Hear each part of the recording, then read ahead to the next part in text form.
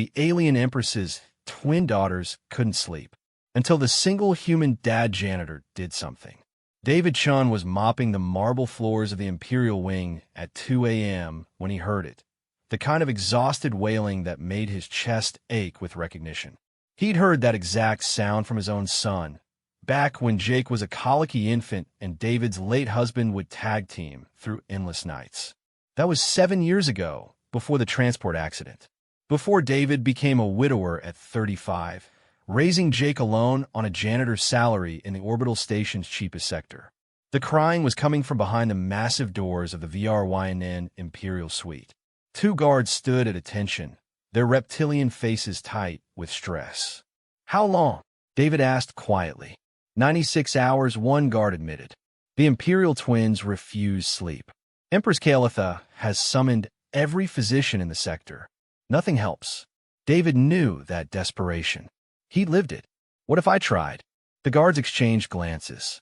Protocol said no unauthorized personnel. But protocol hadn't stopped the screaming that was probably audible 3 decks away. They opened the door. Inside, chaos reigned.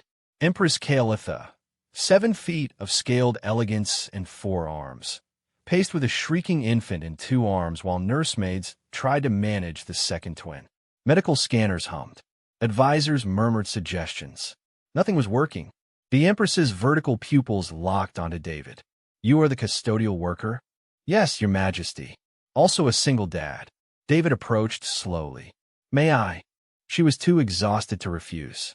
David took one of the twins, a tiny thing with soft scales and huge golden eyes streaming tears. He checked her position, adjusted his hold to support her head and spine, then did something that made every VRYNN in the room freeze. He started walking in slow, swaying circles and humming a melody. Not a VRYNN song. An old Cantonese lullaby his grandmother used to sing. The words were about the moon and stars watching over sleeping children. David's pronunciation was probably terrible after all these years, but the melody was right. The twins' crying hitched. Her scales, which had been rippling with agitation, began to shimmer in rhythm with the tune. "What is this?" the Empress whispered. "Just an old Earth song. My grandmother sang it to me. I sang it to my son." David kept moving, kept humming. The twins' eyes began to droop. Sometimes they don't need solutions. They just need someone to tell them the world can be peaceful. The second twin reached for him, chirping pitifully. David adjusted, taking her too. 2 infants nestled against his chest as he walked figure eights around the room, humming that ancient lullaby. Within minutes, both twins were asleep, their scales pulsing with the slow, steady rhythm that meant contentment. The room had gone utterly silent except for David's soft humming. Empress Kalitha approached, her 4 hands clasped in a gesture his translator marked as profound respect. "You have done what our finest minds could not. I just did what worked with Jake." David's voice was barely a whisper, not wanting to wake the babies. "You raise your offspring alone?" "Yeah. My husband died when Jake was 1. It's been just us since." The Empress's scales shifted through colors.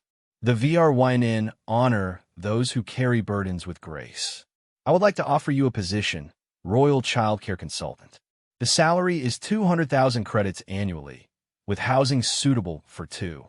David's breath caught. That was 4 times his current pay. Jake could go to that school with a good art program. They could live in a real apartment with actual windows. "I'm not a trained professional, Your Majesty. You possess something no amount of training can provide. You understand that the most sophisticated creatures in the universe are still, at their core, children who need to feel safe." She paused. "Will you accept?" David looked down at the sleeping twins, their scales glowing softly.